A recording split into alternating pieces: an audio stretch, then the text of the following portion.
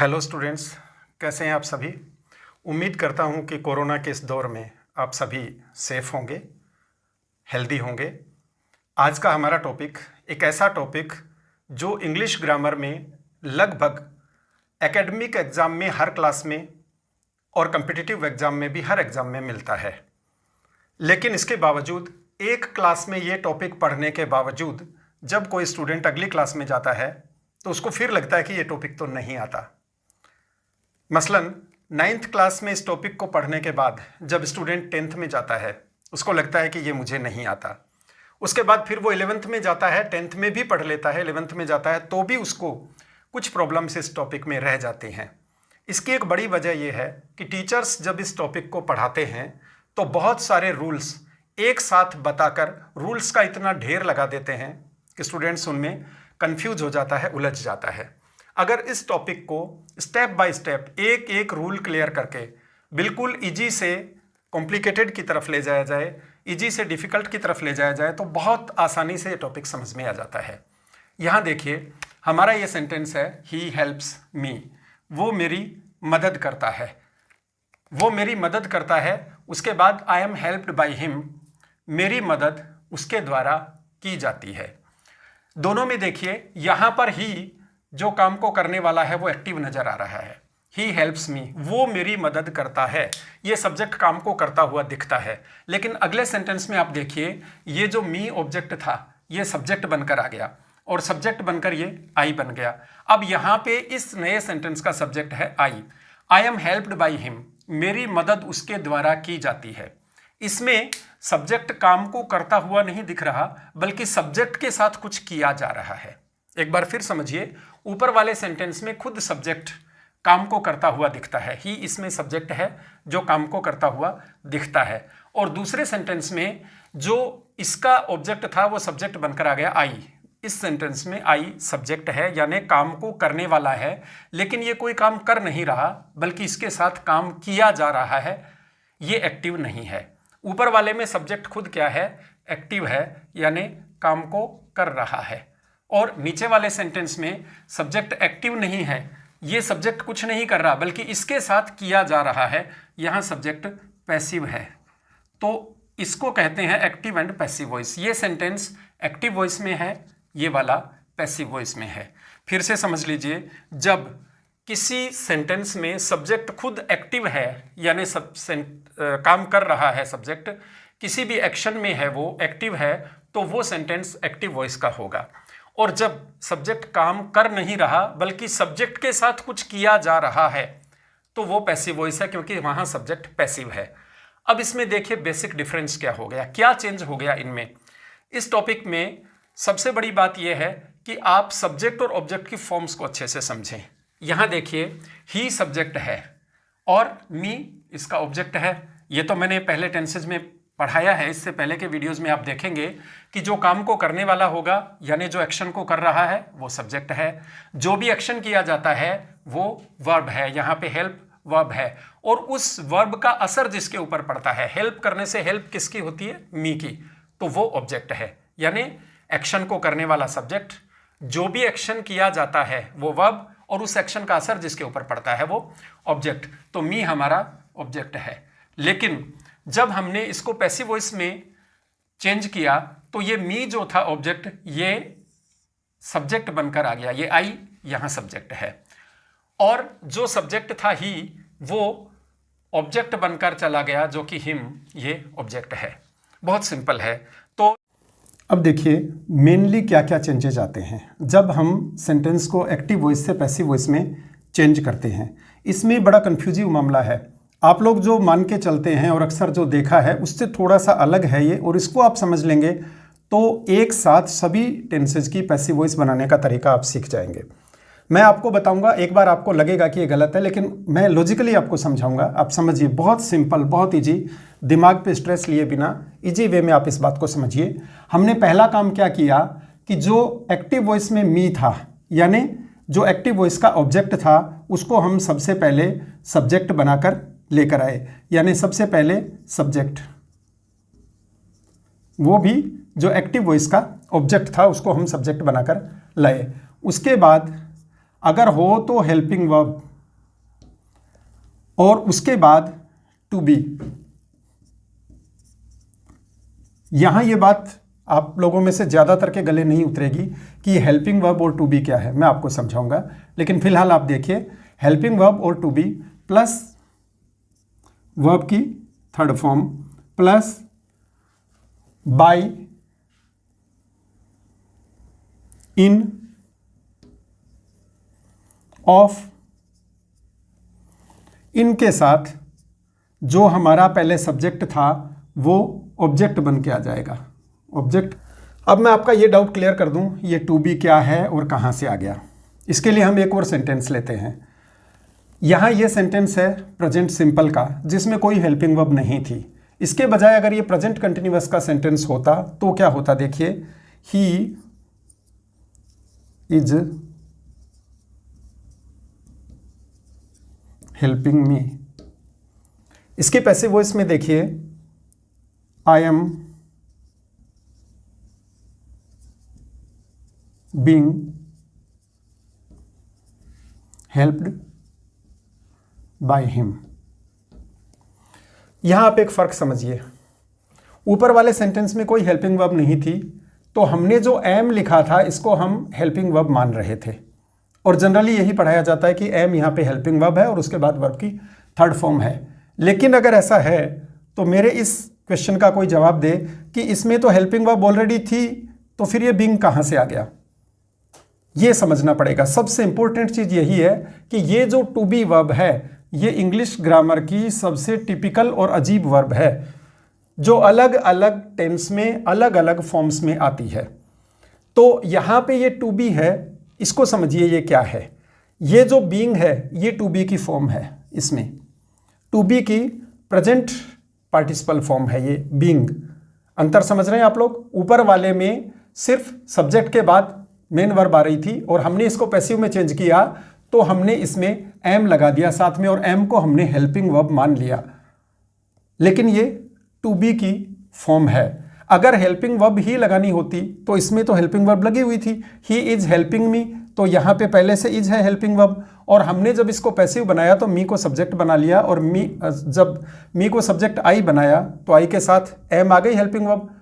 तो इससे इसके बाद थर्ड फॉर्म आ जानी चाहिए थी। आमतौर पे ये बताया जाता है कि जो ऑब्जेक्ट था उसको सब्जेक्ट बना के लाइए, उसके बाद एक हेल्पिंग वर्ब लगाइए और उसके बाद वर्ब की थर्ड फॉर्म। तो अगर उस रूल को माने तो हमारा मी सब्जेक्ट बन के आ गया था, हेल्पिंग वर्ब एम हो गई थी और सीधे वर्ब की थर्ड फॉर्म आ जानी चाहिए थी। बीइंग कैसे आया? अब आप समझिए कि ये बीइंग क्या है। बीइंग है टू बी वर्ब की एक फॉर्म। देखिए आराम से समझ में आ जाएगा। टू बी ये एक वर्ब है, इसकी अलग अलग फॉर्म्स होती हैं।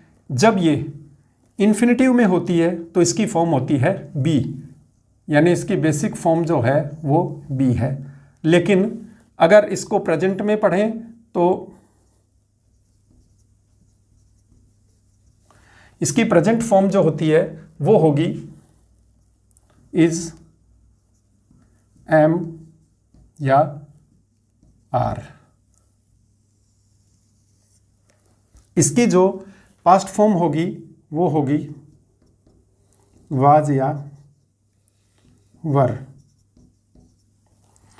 इसकी प्रेजेंट पार्टिसिपल फॉर्म होगी बीइंग, जो कि यहां आई है। इसकी पास्ट पार्टिसिपल फॉर्म होगी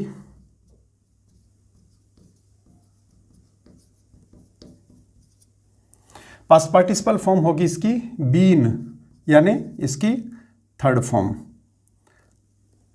इसके बिना पैसिव वॉइस नहीं बनेगी, यानी टू बी जो वर्ब है इसके बिना आप पैसिव वॉइस नहीं बना सकते। इसका एग्जाम्पल यहां है। चलिए एक और सेंटेंस हम ले लेते हैं, परफेक्ट का ले लेते हैं।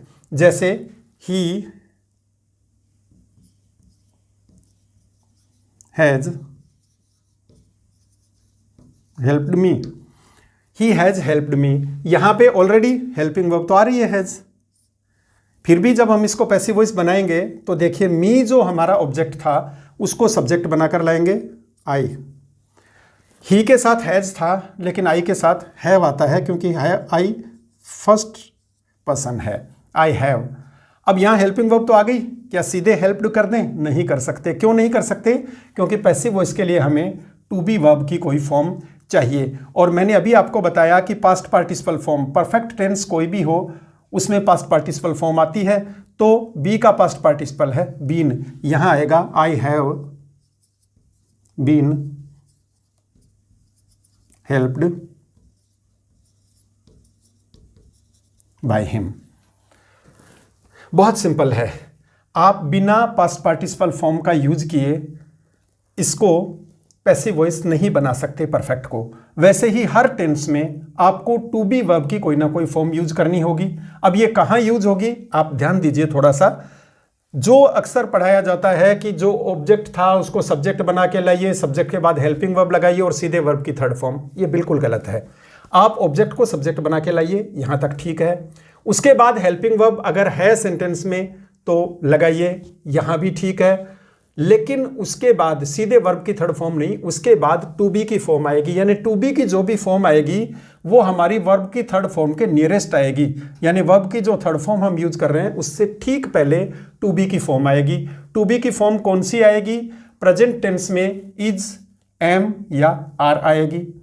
पास्ट टेंस में वाज या वर आएगी। प्रेजेंट पार्टिसिपल में बीइंग आएगी, यानी कंटिन्यूअस टेंस में बीइंग आएगी। प्रेजेंट पार्टिसिपल से मतलब कंटिन्यूअस, बीइंग आएगी। और पास्ट पार्टिसिपल यानी परफेक्ट में बीन आएगी। इसके बिना पैसिव वॉइस नहीं बनेगा।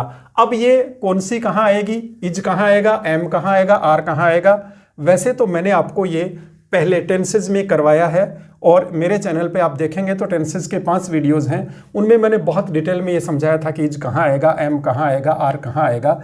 फिर भी मैं अलग अलग टेंस वाइज अभी जो पैसिव वॉइस करवाऊंगा उसमें आप लोगों को ये चीज़ समझा दूंगा। यहाँ तक बहुत सिंपल है। एक अलग चीज़ जो मैं आपको बता रहा हूँ उसको आप समझेंगे तो आपके टेंसेज समझना, ये पैसिव वॉइस समझना इजी हो जाएगा और आप किसी भी टेंस के एक्टिव वॉइस के सेंटेंस को पैसिव वॉइस में बदल पाएंगे। और वो इसलिए बदल पाएंगे कि आपके दिमाग में जो कन्फ्यूजन था कि हम ऑब्जेक्ट को सब्जेक्ट बना के लाते हैं, उसके बाद हेल्पिंग वर्ब होती है और उसके बाद मेन वर्ब की थर्ड फॉर्म होती है। कई लोग ये कहते हैं जिसमें हेल्पिंग वर्ब नहीं होती उनमें लगा दो, यहाँ तक भी ठीक है। लेकिन जिनमें ऑलरेडी हेल्पिंग वर्ब होती है तो उसके बाद वर्ब की थर्ड फॉर्म सीधे नहीं आएगी। उस हेल्पिंग वर्ब के बाद ऑक्सिलरी के तौर पर हमारा टू बी जो है वर्ब, इसकी कोई ना कोई फॉर्म आएगी। कोई ना कोई कौन सी फॉर्म आएगी ये मैंने अभी आपको बताया, जैसा टेंस होगा वैसी आएगी। प्रेजेंट में इज, एम, आर आएगी, पास्ट में वाज या वर आएगी और प्रेजेंट पार्टिसिपल में बीइंग आएगी, वहीं पास्ट पार्टिसिपल में बीन आएगी। इनके बिना आप पैसिव वॉइस कंप्लीट नहीं कर सकते। अब अलग अलग टेंसेज की पैसिव वॉइस मैं आपको एक एक सेंटेंस बना के बताऊंगा अभी और आप समझ जाएंगे। हर सेंटेंस में ये टू बी आएगी। किसी में हेल्पिंग वर्ब नहीं है तो बिना हेल्पिंग वर्ब के ये आ जाएगी, और जिसमें हेल्पिंग वर्ब है पहले से तो उसमें हेल्पिंग वर्ब के बाद और मेन वर्ब की थर्ड फॉर्म से पहले ये आएगी। चलिए करते हैं टेंस वाइज आगे। अब यहाँ देखिए अलग अलग टेंसेज में बी की अलग अलग फॉर्म्स का यूज कैसे होता है ऑक्सिलरी के तौर पर। ऑक्सिलरी वर्ब यानी हेल्पिंग वर्ब, ये हेल्पिंग वर्ब के तौर पे कैसे किस किस फॉर्म में कौन से टेंस में यूज होती हैं, ये अगर आपने समझ लिया तो आपका ये टॉपिक बिल्कुल क्लियर हो जाएगा। क्योंकि मैंने अभी जो आपको रूल्स बताए थे वो सभी टेंसेज के लिए कॉमन है, वही रूल्स सभी सेंटेंसेज में लागू होते हैं। फ़र्क सिर्फ इतना है कि ये बी की फॉर्म है, ये हर टेंस में अलग यूज होती है। जैसे हमारे सामने प्रेजेंट सिंपल टेंस है तो प्रेजेंट सिंपल के लिए इज, एम और आर इनमें से कोई एक यूज होगी। पास्ट सिंपल में या तो वाज यूज होगी या वर यूज होगी, वो जैसे भी, अगर सिंगुलर सब्जेक्ट है तो वाज, प्लूरल है तो वर। उसके बाद फ्यूचर सिंपल में शैल बी या विल बी, या यूं कहें कि शैल या विल के साथ बी आएगा। इसको आप ये भी कह सकते हैं शैल या विल के साथ बी आएगा, या फिर ये कह सकते हैं शैल बी या विल बी आएगा। उसके बाद प्रेजेंट कंटिन्यूअस में इज, एम, आर और उसके साथ बीइंग, क्योंकि यही कंटिन्यूअस बनाएगा। फिर पास्ट कंटिन्यूअस में वाज या वर के साथ बीइंग आएगा। फिर प्रेजेंट परफेक्ट में हैज या हैव बीन, या तो हैज या हैव और उसके साथ बीन आएगा, यानी हैज हैव के बाद बीन आएगा। उसके बाद पास्ट परफेक्ट में हैड के बाद बीन आएगा। और फ्यूचर परफेक्ट में शैल या विल के साथ हैव और फिर बीन आएगा। ये कुल 8 टेंसेज हैं जिनकी पैसिव वॉइस बनती है। तीनों परफेक्ट कंटिन्यूअस की पैसिव वॉइस नहीं बनती, मतलब present perfect continuous, past perfect continuous और फ्यूचर परफेक्ट कंटिन्यूअस, इन तीनों टेंसेज की पैसिव वॉइस नहीं बनती। इसके अलावा फ्यूचर कंटिन्यूअस की भी नहीं बनती। तो पीछे बचे 8 टेंसेज की बी की फॉर्म मैंने आपको बता दी। अब हम कुछ एग्जांपल्स लेते हैं जिसमें आपको ये समझ में आएगा कि इसका यूज कैसे करते हैं। जैसे देखिए, एक सेंटेंस हमारे पास है,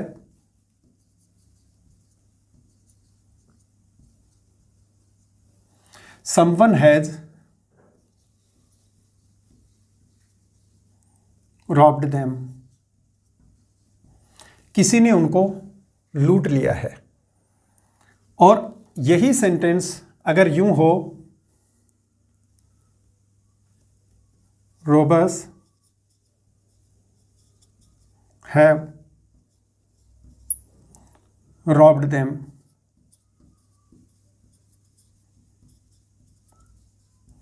तो भी वही बात होगी। मैंने ये 2 अलग अलग क्यों लिखे वो आपको समझा देता हूं। समवन हैज रॉब्ड देम, किसी ने उनको लूट लिया है। किसी ने लूट लिया, कहीं कोई नाम नहीं है, पता नहीं, यानी किसी ना किसी ने लूटा है। तो पैसिव वॉइस आमतौर पे यूज तब होती है जब काम को करने वाला इंपॉर्टेंट नहीं होता, बल्कि जो काम किया गया वो इंपॉर्टेंट होता है। काम इंपॉर्टेंट है, काम को करने वाला इंपॉर्टेंट नहीं है, तो वहां पैसिव वॉइस यूज होती है। यहां पे इंपॉर्टेंट बात यह है कि उनको लूट लिया गया, ये इंपॉर्टेंट है। किसने लूटा इससे कोई फर्क नहीं पड़ता, वो लूट गए, उनका माल चला गया, ये इंपॉर्टेंट है। तो यहां हम इसको जब पैसिव वॉइस बनाएंगे तो देखिए हमारा ऑब्जेक्ट इसका क्या है। हम पैसिव वॉइस में पहला काम क्या करते हैं, एक्टिव वॉइस के ऑब्जेक्ट को सब्जेक्ट की फॉर्म में लेके आते हैं, सब्जेक्ट की जगह। तो देम ऑब्जेक्ट फॉर्म में है, देम, इसको जब सब्जेक्ट बनाकर लाएंगे तो ये दे हो जाएगा, दे। फिर देखिए दे हो गया तो ये समवन सिंगुलर था, इसके साथ हैज आ रहा था, थर्ड पर्सन सिंगुलर के साथ, लेकिन दे के साथ हैज नहीं आके हैव आएगा, तो दे हैव। और मैंने अभी आपको बताया था कि परफेक्ट टेंस में यानी पास्ट पार्टिसिपल में कौन सी फॉर्म आती है, ये देखिए प्रेजेंट परफेक्ट में हैज हैव के बाद बीन आता है।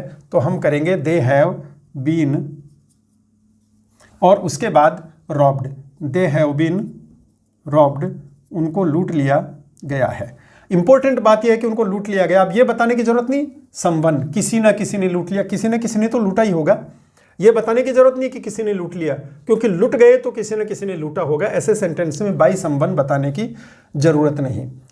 अब देखिए हमारा ये दूसरा सेंटेंस, ये पहला था, ये दूसरा। पैसिव वॉइस में ये पहला और ये दूसरे की पैसिव वॉइस। दूसरा सेंटेंस हमारा है रोबर्स हैव रॉब्ड देम, लुटेरों ने उनको लूट लिया है। लुटेरों ने, लुटेरों का काम ही लूटना है, यानी किसी को लूटा है तो लुटेरों ने लूटा होगा। जिसका जो काम है वही व्यक्ति वो काम कर रहा है, तो ये बताने की जरूरत नहीं कि लुटेरों ने लूटा। जैसे पुलिस ने किसी को अरेस्ट किया तो हम पैसिव वॉइस में यही कह देंगे वो अरेस्ट किया जा चुका है। जैसे ये कहा जाए the police has arrested him, तो उसकी पैसिव वॉइस हो जाएगी ही हैज बीन अरेस्टेड। ये बताने की जरूरत नहीं कि बाय द पुलिस, क्योंकि अरेस्ट करना पुलिस का ही काम है। तो यहां देखिए रोबर्स हैव रॉब्ड देम, फिर यहां देम हमारा ऑब्जेक्ट है, ये दे बन के आ गया, यानी सब्जेक्ट बन के आ गया। फिर वही दे हैव बीन और फिर रॉब्ड। इसमें बाय द रॉबर्स बताने की जरूरत इसलिए नहीं है कि लूटने का काम रॉबर्स का ही है। अगर किसी को लूटा है तो रॉबर्स ने ही लूटा है, इसलिए ये बताने की जरूरत नहीं। उसके अलावा कोई और सेंटेंस आप देख लीजिए, पास्ट कंटिन्यूअस का देख लीजिए। दे आर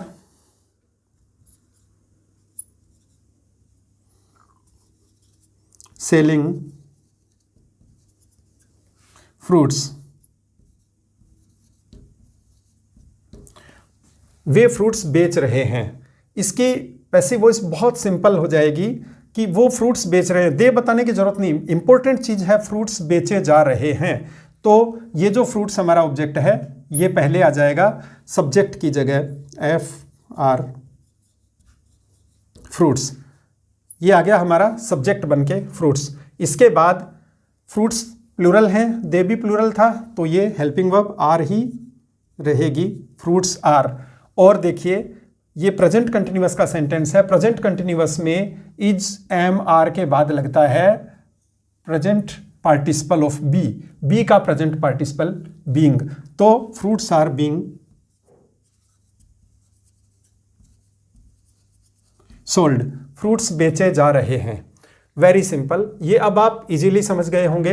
ये सब आप एक बार देख लीजिए, आपको ये समझ में आ जाए, उसके बाद कुछ करने की ज़रूरत नहीं। बाकी सब कॉमन रूल्स हैं सभी सेंटेंसेज में, सभी टेंसेज में। कॉमन यही होता है कि जो एक्टिव वॉइस का ऑब्जेक्ट है वो पैसिव वॉइस में सब्जेक्ट बन के आता है। यहाँ देखिए आप, someone has robbed them, them object है, ये पैसिव वॉइस में सब्जेक्ट बन के आ गया, दे बन के आ गया। उसके बाद ये जो हैज या हैव हेल्पिंग वर्ब है, ये पहले हैज इसलिए था कि पहले हमारा सब्जेक्ट समवन था, सिंगुलर था, तो हैज था थर्ड पर्सन सिंगुलर नंबर में। लेकिन जब दे हो गया सब्जेक्ट तो ये हैव हो गया। उसके बाद मैंने बताया परफेक्ट में हैज या हैव के बाद लगता है बीन, प्रेजेंट परफेक्ट या पास्ट परफेक्ट में हैज या हैव के बाद बीन लगता है, तो दे हैव बीन, और रॉब्ड थर्ड फॉर्म आ जाएगी, दे हैव बीन रॉब्ड, जो कि ऑलरेडी है। यानी ऑब्जेक्ट को सब्जेक्ट की जगह लाएंगे। उसके बाद अगर पहले से कोई हेल्पिंग वर्ब उसमें है तो वो रखेंगे, और उसके बाद मेन वर्ब की थर्ड फॉर्म से पहले बी की फॉर्म आएगी। बी की फॉर्म कौन सी आएगी? टेंस के हिसाब से आएगी। ये देखिए, प्रेजेंट सिंपल में इज, एम या आर आएगी, पास्ट सिंपल में वाज या वर आएगी, फ्यूचर सिंपल में शैल बी या विल बी आएगी, यानी शैल के साथ या विल के साथ बी आएगा। प्रेजेंट कंटिन्यूअस में इज, एम, आर के साथ बीइंग आएगा, पास्ट कंटिन्यूअस में वाज या वर के साथ बीइंग आएगा, प्रेजेंट परफेक्ट में हैज या हैव के साथ बीन आएगा, क्योंकि ये परफेक्ट है तो इसमें परफेक्ट फॉर्म आएगी, पास्ट पार्टिसिपल फॉर्म आएगी, और पास्ट परफेक्ट में भी हैड के बाद बीन आएगा, और फ्यूचर परफेक्ट में शैल या विल के बाद हैव और उसके बाद बीन आएगा। ये आपको समझना होगा, अलग है जो कि हर टेंस के हिसाब से। बाकी सभी टेंसेज में कॉमन बात यह है कि ऑब्जेक्ट को सब्जेक्ट सभी टेंसेज में बनाते हैं। उसके बाद जो हेल्पिंग वर्ब अगर है तो वो सभी टेंसेज में रखते हैं, और नहीं है तो डायरेक्ट बी की फॉर्म लगा देंगे, और वर्ब की थर्ड फॉर्म ये भी हर टेंस में होती है। सभी में ये बात कॉमन है, ज़्यादा इसमें उलझने की ज़रूरत नहीं। ये तो कॉमन रूल्स हैं, यानी ऑब्जेक्ट को सब्जेक्ट बना के लाएंगे, उसके बाद अगर हेल्पिंग वर्ब है तो वो हेल्पिंग वर्ब रखेंगे, नहीं है तो सीधे ही बी की फॉर्म रख देंगे और वर्ब की थर्ड फॉर्म लगाएंगे। और अगर सब्जेक्ट जरूरी लगता है बताना तो उसको बाई के साथ, ऑफ के साथ, इन के साथ ऑब्जेक्ट के फॉर्म में लास्ट में लेके आएंगे। ये कॉमन बातें हैं, बस बीच में जो बी की फॉर्म लगाएंगे वो हर टेंस की अलग होगी, वो आप इसमें समझ सकते हैं। और इसमें भी ज़्यादा समझने की ज़रूरत नहीं, क्योंकि सिंपल में दोनों में समझ लीजिए, प्रेजेंट सिंपल में इज, एम, आर आएगी, पास्ट सिंपल में वाज, वर आएगी। उसके बाद फ्यूचर सिंपल में शैल या विल तो होता ही है, उसके साथ बी आ जाएगी। कंटिन्यूअस में चाहे कोई सा भी कंटिन्यूअस हो, उसमें जो हेल्पिंग वर्ब पहले से है उसके साथ बीइंग लग जाएगा, भले ये प्रेजेंट कंटिन्यूअस है या पास्ट कंटिन्यूअस है। फ्यूचर कंटिन्यूअस की पैसिव वॉइस बनती नहीं है। परफेक्ट में भले ही कोई सा भी परफेक्ट है, भले ही प्रेजेंट परफेक्ट है, भले ही पास्ट परफेक्ट है, या भले ही फ्यूचर परफेक्ट है, उसमें जो भी हेल्पिंग वर्ब है उसके साथ बीन आ जाएगा। इसलिए ये भी आपको ज़्यादा याद रखने की जरूरत नहीं। परफेक्ट कोई सा भी हो, उसकी पैसिव वॉइस में जो भी हैज, हैव या हैड है उसके बाद बीन आ जाएगी परफेक्ट में। कंटिन्यूअस में जो भी हेल्पिंग वर्ब आपकी इज, एम, आर या वाज, वर है उसके बाद बीइंग आ जाएगा। ये बहुत सिंपल है, इनको एक बार आप समझ लीजिए, उसके बाद आप किसी भी टेंस की पैसिव वॉइस बना सकते हैं। स्टेप बाय स्टेप समझेंगे, कोई दिक्कत नहीं आएगी। इसके कुछ एक्सेप्शनल रूल्स होते हैं, कुछ एक्सेप्शंस होते हैं, कुछ अलग सेंटेंसेज होते हैं जो थोड़ा घुमा फिरा के एग्जाम में पूछे जाते हैं, वो मैं अगले वीडियो में आपको बताऊंगा। इसमें कहीं कोई प्रॉब्लम हो तो आप कमेंट करके पूछ सकते हैं। उम्मीद करता हूँ ये टॉपिक आपको समझ में आया होगा। वीडियो देखने के लिए धन्यवाद।